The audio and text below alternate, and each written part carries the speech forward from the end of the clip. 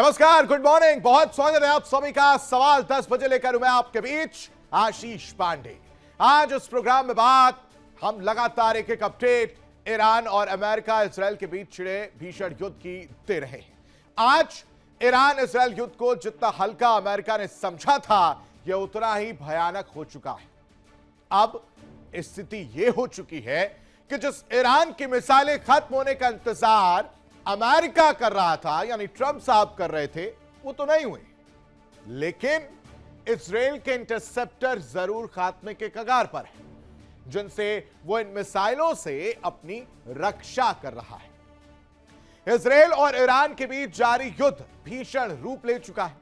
दोनों देश एक दूसरे पर गोला बारूदों की लगातार बौछार कर रहे हैं, एक दूसरे पर लगातार वार कर रहे हैं, लेकिन इन सब के बीच एक नई चिंता सामने आई है, जो इजराइल के अमेरिकी अधिकारियों के मुताबिक इजराइल ने अमेरिका को बताया है कि उसके पास बैलिस्टिक मिसाइल रोकने वाले जो इंटरसेप्टर थे वो तेजी से कम हो रहे हैं और यह टेंशन की बात हो गई है। यह जानकारी अमेरिकी अधिकारियों ने मीडिया रिपोर्ट में दी है, जिसके बाद सवाल यह उठ रहा है कि आखिर इस युद्ध में अमेरिका इजराइल मिलकर जिस ईरान पर लगातार वार कर रहे थे वो कमजोर है या फिर इन दोनों की जो गणित थी वो बिगड़ गई है। ईरान ने अब ऐसे हथियारों से हमले करने शुरू किए हैं जो आयरन डोम को फेल कर रहे हैं। आयरन डोम जिसे पूरी तरह से फेल करते हुए नजर आ रहे हैं हमले, और इजराइल को नुकसान पहुंच रहा है। इनका नाम है क्लस्टर बम। दरअसल क्लस्टर बम एक मिसाइल के अंदर मौजूद सैकड़ों छोटे छोटे बम होते हैं। जब मिसाइल आसमान में फटती है तब ये दूर तक फैल जाते हैं और जमीन पर गिरते हैं। ईरान अमेरिका युद्ध में यह हथियार ही अब इजराइल की सबसे बड़ी टेंशन बने हुए हैं, क्योंकि हर बम में करीब 5 किलोग्राम तक विस्फोटक होता है। दर्शकों, आमतौर पर एक मिसाइल में लगभग 24 छोटे बम होते हैं, जबकि ईरान की खुर्रम शहर मिसाइल में यह संख्या 60-70 नहीं 80 तक पहुंच सकती है। ऐसे हमलों में 8 से 10 किलोमीटर तक फैले इलाके में ये गिर सकते हैं। इनका कोई तय निशाना नहीं होता, इसलिए ये कभी घरों पर, कभी सड़कों पर, कभी पार्क में और तो और कभी कारोबारी इलाकों पर भी गिर सकते हैं। इजराइल में बैलिस्टिक मिसाइल हमलों से पहले चेतावनी के लिए सायरन बजा दिए जाते हैं, लेकिन खतरा फिर भी बना रहता है। और अगर ईरान इस युद्ध से अपनी संप्रभुता और क्षेत्रीय अखंडता को बचाकर निकल भी जाता है, तो वो आगे भी मध्य पूर्व की राजनीति में एक बड़ी शक्ति बना रहेगा। रूस और चीन जैसे देशों के रणनीतिक हित भी इस क्षेत्र से जुड़े हैं, और इसलिए इस युद्ध का असर आने वाले समय में वैश्विक शक्ति संतुलन को भी प्रभावित कर सकता है। हालांकि वो बात अलग है कि व्हाइट हाउस ने इस बात पर जोर दिया है कि अमेरिकी सेना की क्षमताएं अब भी मजबूत हैं, लेकिन इस संघर्ष की बढ़ती मांगों ने उन लॉजिस्टिक चुनौतियों को उजागर कर दिया है जिनका सामना ईरान के साथ युद्ध जारी रहने के दौरान इजराइल और अमेरिका दोनों को करना पड़ रहा है। इसी बीच इजराइल के प्रधानमंत्री बेंजामिन नेतन्याहू का एक नया वीडियो भी सामने आया है, जिसमें वो एक शॉप में कॉफी पीते हुए दिखाई दे रहे हैं। अब आपको इसके पीछे की पूरी बात बताते हैं। दरअसल कुछ खबरें निकलकर सामने आई थी जिसमें यह कहा जा रहा था कि नेतन्याहू एक हमले में उनकी मौत हो चुकी है। एक वीडियो सामने आता जिसमें 6 उंगलियां दिख रही होती हैं। लोग कहते हैं ये एआई है। उसके बाद ये वीडियो सामने आता है जिसमें, इस वीडियो में आप जो देख पा रहे हैं वो मैं आपको जरा बता देता हूं। इसमें एक शॉप में कॉफी पीते दिखाई दे रही हैं आप। ये वीडियो सोशल मीडिया पर उन अफवाहों के बीच सामने आया है जिनके उनके निधन यानी उनकी मौत की झूठी खबरें फैलाई जा रही थी। वीडियो में नेतन्याहू जो है वो मजाकिया अंदाज में कहते हैं कि लोग कह रहे हैं बीवी, जो प्यार से उनको बुलाया जाता है, जो उनका निकनेम है, वो मर गए। क्या आप भी यही पूछ रहे हैं? इसके बाद उन्होंने कैमरे के सामने अपने दोनों हाथ को दिखाते हुए कहा कि लोग मेरी उंगलियां भी गिन सकते हैं। यानी जो वीडियो निकलकर सामने आती 6, और ये जो आप देख रहे हैं ना, ये 5 उंगलियां दिखाते हुए नजर आ रहे हैं।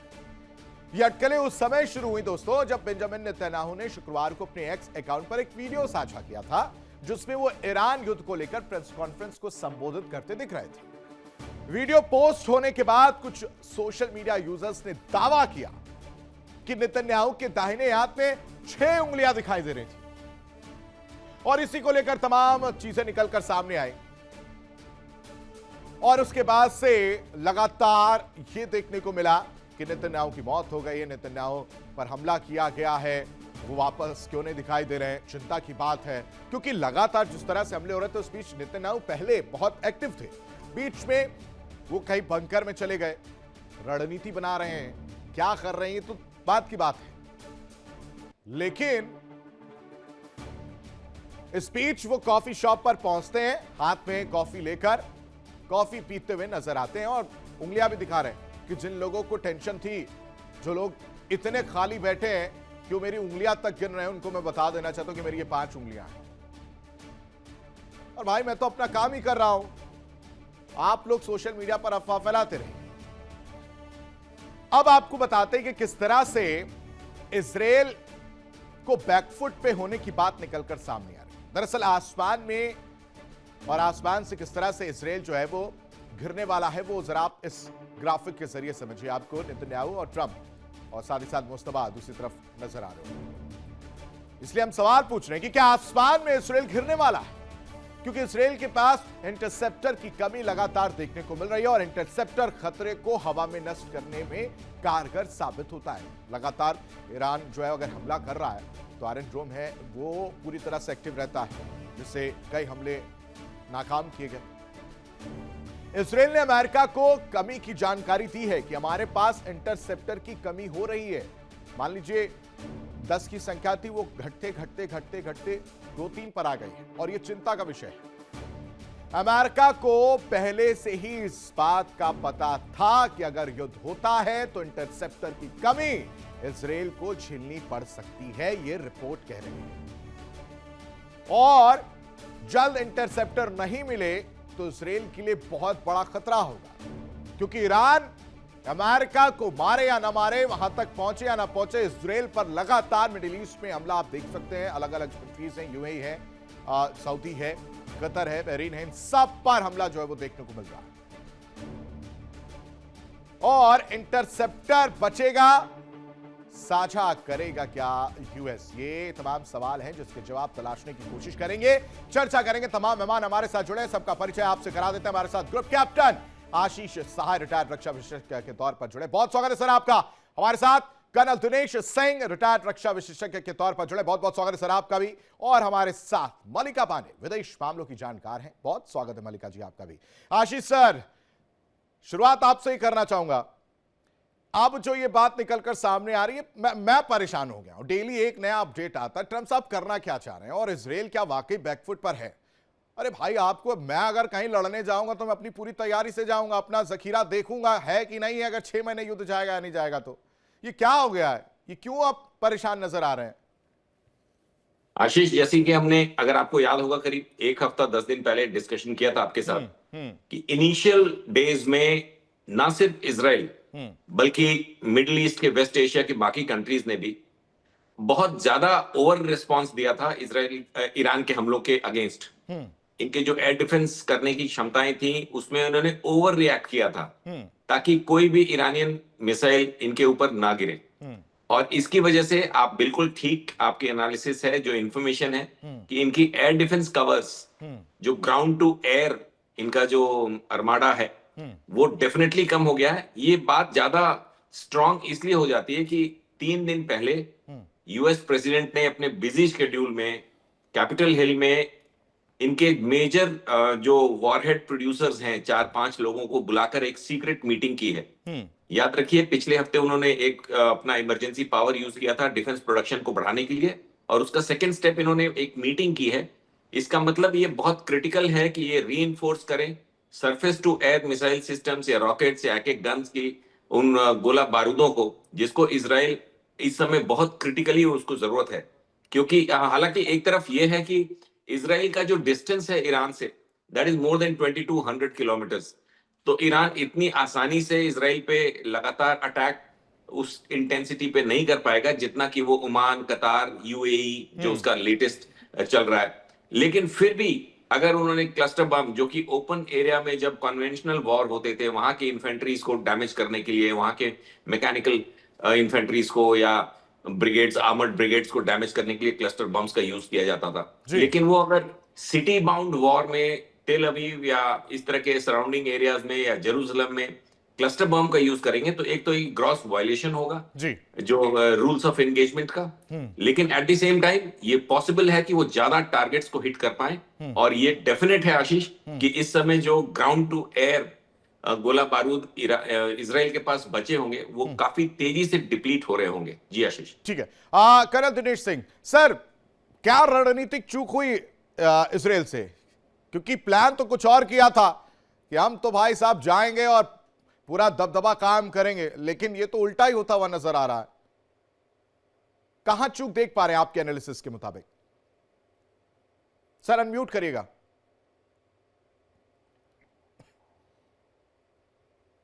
Can you hear me now? Yes yes sir. Ashish ji, thank you very much for calling me. मैं आपसे अपना विचार देने से पहले रिक्वेस्ट करूंगा कि अपनी टेक्निकल टीम को बताइए कि मेरा नाम ठीक लिखें। दिनेश शर्मा है, ना कि दिनेश सिंह। तो ये जरा ठीक करवाएं। कोई बात नहीं, कोई बात नहीं। इसीलिए हमने कहा कि हमारी आपसे गुजारिश है। अच्छा साहब, देखिए ऐसा है कि एक आर्मी मैन होने के नाते में जिस समय दो देश युद्ध के अंदर जाते हैं तो सिर्फ वो दो देश की सेनाएं ही नहीं लड़ती हैं, उसके अलावा भी कई साइकोलॉजिकल एस्पेक्ट्स जो हैं उनको क्रिएट किया जा सकता है। जैसे उदाहरण के लिए आपने अपने इंट्रोडक्शन में बताया कि नेतन्याहू साहब की मरने की जो है अफवाह फैलाई गई है, उससे लास्ट वीक के अंदर जो है सुप्रीम लीडर के बारे में कुछ स्टेटमेंट्स आई थी अमेरिका की तरफ से कि उनकी तबीयत खराब है। In order to cut it short, तो बेसिकली इस प्रकार की जो खबरें फैलाई जाती हैं उससे आप दुश्मन सेना का मोराल डाउन करना चाहते हैं और उनके दिलो दिमाग के अंदर एक प्रकार का कंफ्यूजन पैदा करना चाहते हैं और उस देश की जनता के अंदर भी एक प्रकार का भय पैदा करते हैं। अब आते हैं बात इजराइल की। देखिए साहब, ऐसा है कि युद्ध के अंदर जो है, युद्ध किस स्थिति के अंदर जाएगा